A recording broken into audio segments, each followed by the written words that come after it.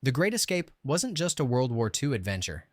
It was a brutal test of survival, for the prisoners it depicted, and for the cast and crew who brought it to life. What audiences saw as thrilling entertainment was, behind the camera, chaos.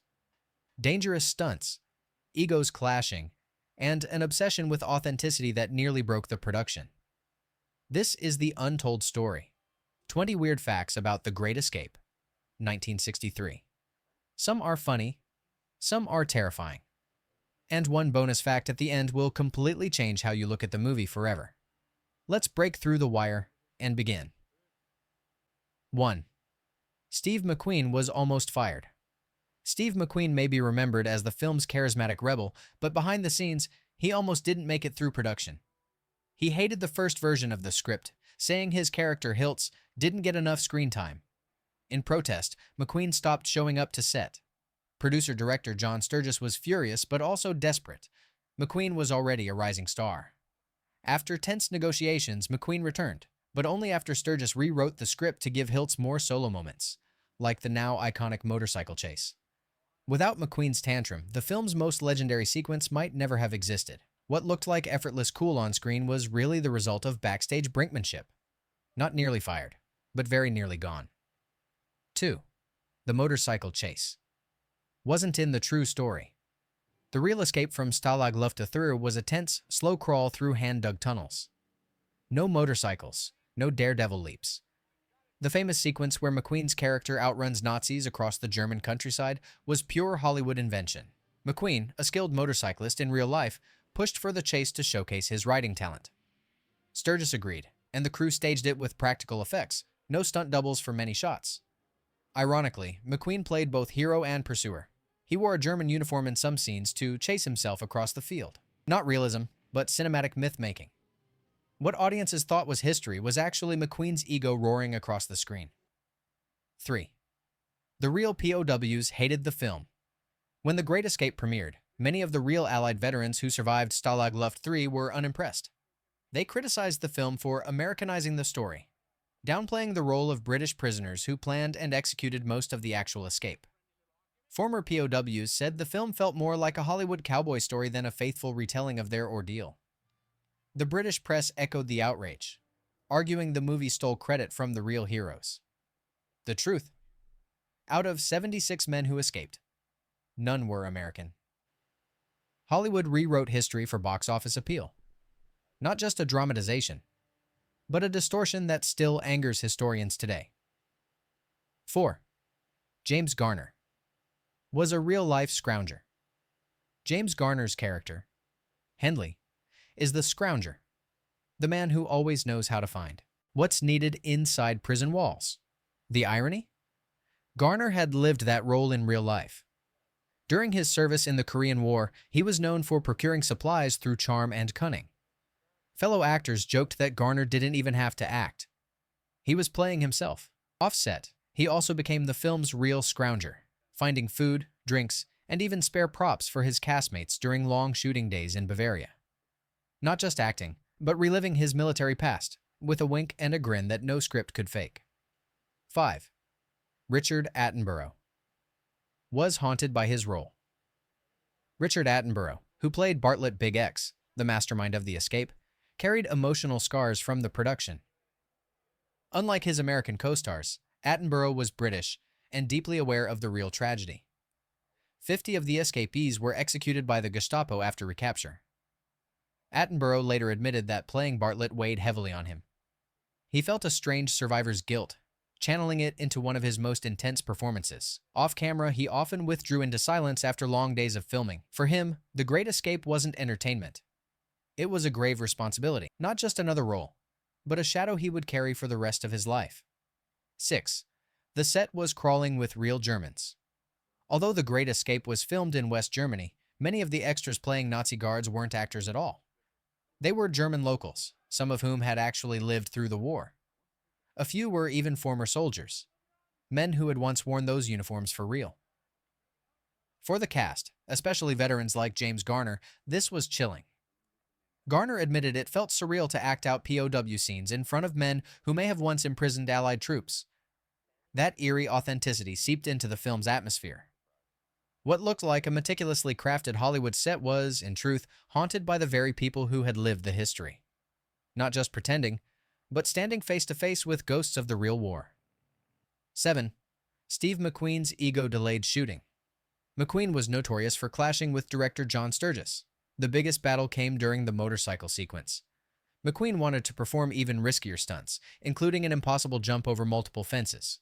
Sturges shut it down, fearing it would cost them McQueen's life and the film. McQueen sulked and refused to ride for days. Finally, stuntman Bud Ekins was brought in to handle the most dangerous jump, while McQueen still rode for the chase scenes. Ironically, fans believed McQueen did the famous leap himself. The truth? Not rebellion, but compromise. McQueen's ego nearly derailed the movie, but it also gave us one of cinema's most iconic moments. 8. Charles Bronson's real-life phobia. Charles Bronson played Danny, the claustrophobic tunnel king. It seemed like pure drama. But here's the twist. Bronson actually suffered from claustrophobia in real life. Growing up, working in Pennsylvania coal mines, he developed panic attacks in enclosed spaces. Director Sturges leaned into this, encouraging Bronson to channel his genuine fear into his performance. Crew members said Bronson sometimes had to leave the set when filming tight tunnel sequences. His sweat, his trembling hands, his unease. It wasn't acting. It was real. Not just a role, but a man reliving childhood nightmares in front of the camera. 9. Filming the tunnels was brutal. The tunnel scenes weren't movie magic. They were cramped, airless, and terrifying to shoot. The production crew built full-sized replicas of the escape tunnels, complete with narrow shafts supported by wooden planks.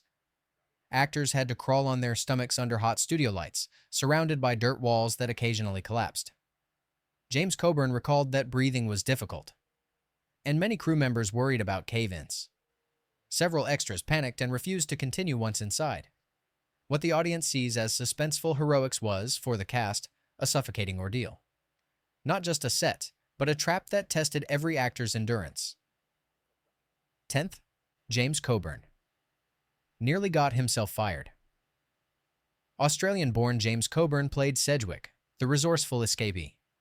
But off-camera, Coburn was the joker of the group. He constantly improvised lines, pulled pranks, and sometimes wandered from the script. Sturges, already stressed with a massive cast and schedule, was infuriated. At one point, the director threatened to cut Coburn from the picture entirely. Yet, Coburn's playful spirit actually lightened the mood during grueling tunnel sequences, and his accent and humor gave Sedgwick unexpected charm. Not disruption, but strange salvation. Coburn's antics nearly cost him his job, but instead, they helped cement his role as a fan favorite. That's 10 facts down. But we're only halfway through this prison break of secrets. Before we get to the next 10, go ahead and like and subscribe, because the next fact reveals how a single scene almost killed one of the movie's stars. 11. James Garner was nearly crushed by a plane. One of the film's most harrowing sequences involved Garner's character commandeering a small aircraft in a desperate bid for freedom. What audiences didn't know, filming that scene almost ended in tragedy. During one take, the plane stalled on landing and veered wildly off course, barreling straight toward Garner and several crew members. They dove for cover at the last second, narrowly avoiding disaster. Garner later admitted he thought he was going to die that day. The accident shook the cast, but production pressed on, using only the safer takes.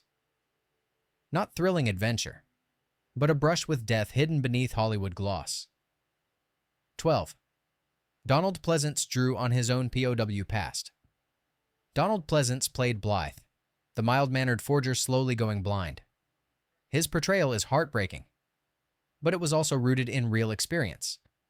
Pleasance had served as an RAF pilot during World War II and was actually shot down over France. He spent time in a German prisoner camp before being released. That personal history gave his performance haunting authenticity. Pleasance even consulted Sturges on how to make the camp details more accurate. What the audience saw as fiction was, for Pleasance, a return to memory. Not just performance, but lived trauma replayed under studio lights. 13. The film almost lost its ending. Sturges originally shot a different ending, more faithful to the real escape. Instead of McQueen's thrilling motorcycle capture, the final moments focused on the somber return of survivors to camp, emphasizing the futility of the attempt. MGM executives hated it. They demanded a big finish that would send audiences out buzzing. Sturgis reluctantly recut the ending around McQueen's motorcycle chase, shifting the film from tragedy to adrenaline. The compromise gave the film its legendary climax, but also softened the grim reality of 50 men executed. Not history, but Hollywood calculation. 14. McQueen tried to take over the film. Tensions reached a breaking point when McQueen, emboldened by his growing fame, began suggesting directorial changes. He wanted more close-ups, more action beats, more focus on hilts. Sturgis, who had already rewritten the script for him once, finally snapped. He told McQueen bluntly, "You're not directing this movie." Still, McQueen's influence lingered. Many of his ideas, like the added motorcycle stunts, made it into the final cut. What looked like a Sturgis vision was partly hijacked by McQueen's demands, not just star power, but a tug-of-war behind every frame. 15. The cast bonded like real prisoners. Despite the on-set egos and clashes, something remarkable happened during filming. The multinational cast, Americans, Brits, Australians, spent months isolated in the Bavarian countryside. They lived in the same hotels, ate together, and endured grueling shoots in cramped tunnels and cold forests. Over time, they developed a genuine camaraderie that mirrored their characters' unity in the film. Garner called it the closest thing to service life I'd ever felt since Korea. The chemistry wasn't manufactured. It was forged in hardship. What audiences saw as fictional brotherhood was, in truth, born of real bonds in a German landscape still echoing with war. 16. The film's budget exploded out of control. The Great Escape was supposed to be a modest war film. But as the shoot dragged on, costs ballooned. The elaborate tunnel sets had to be rebuilt multiple times after collapses. The motorcycle chase required vast countryside access. And delays from actor disputes drained the schedule. MGM executives were furious as the budget nearly doubled, climbing past $4 million, a massive sum in 1963. Sturgis fought tooth and nail to keep the production alive, convincing the studio that the epic scale would pay off in theaters. It did, but barely. The film was only a modest box office hit at first. Not runaway success, but survival by inches, much like the prisoners themselves. 17. The film ignored a real-life tragedy. In the true Great Escape of March 1944, 76 men made it through the tunnels. Of those, 50 were executed by the Gestapo after recapture.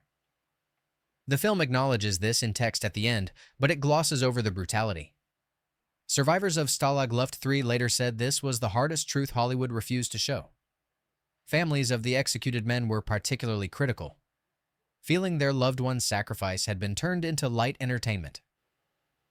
What the audience watched as a rousing adventure was, in reality, a story drenched in blood. Not glorious escape, but massacre. A truth only hinted at in the final frames. 18. McQueen vanished mid-shoot. Halfway through filming, McQueen walked off set. Furious with his limited role, he disappeared for weeks, leaving Sturgis scrambling to rearrange the shooting schedule. Rumors swirled that McQueen was done with the film for good. Finally, after tense negotiations, he returned. But only after Sturgis rewrote the script once more to expand Hilt's importance. This included giving him the famous cooler scenes, throwing a baseball in solitary confinement, which became one of the most iconic images in cinema. Not just rebellion, but manipulation. McQueen nearly sabotaged the project, but instead carved himself into film legend. 19. The film sparked an international feud. British critics were outraged when The Great Escape premiered, accusing Hollywood of stealing a purely British story. They argued that by inserting American heroes like McQueen and Garner, the film had erased the true contributions of British officers. The feud spilled into headlines, with veterans openly condemning MGM. The controversy lingered for years, shaping the way historians and filmmakers talked about the story. Not just a war film, but a battleground for cultural pride, where Hollywood myth clashed with historical truth. 20th. The cast never escaped the shadow. Many of the actors went on to successful careers, but for most, The Great Escape remained their defining film. Garner, Bronson, Coburn, Attenborough, all would carry the association with them for decades. Even McQueen, with his later hits like Bullet and The Thomas Crown Affair, couldn't outrun Hilt's shadow. The film was so iconic that its imagery, barbed wire, tunnels, the motorcycle, became shorthand for wartime heroism. What started as just another war picture became a cultural touchstone, trapping its stars in its legacy. Not just a breakout role, but a cage they never fully left behind. Bonus fact: the real Escape's secret code. Here's the strangest secret of all. Historians later revealed that the real-life Escape had a hidden layer of espionage. Coded messages smuggled out of Stalag Luft 3 through Red Cross packages. British intelligence used these to track German troop movements. In other words, the Escape wasn't just a bid for freedom. It was also a covert operation to aid the war effort. None of this made it into the film. Audiences saw daring adventure, but beneath it was a spy story still buried in classified files for decades. Not just escape, but sabotage. Proof that the truth was stranger than Hollywood fiction. The Great Escape was never just a war movie. It was a collision of egos, history, and myth. What the audience saw as a thrilling romp was, behind the camera, a production teetering on collapse, and behind the true story, a tragedy steeped in sacrifice.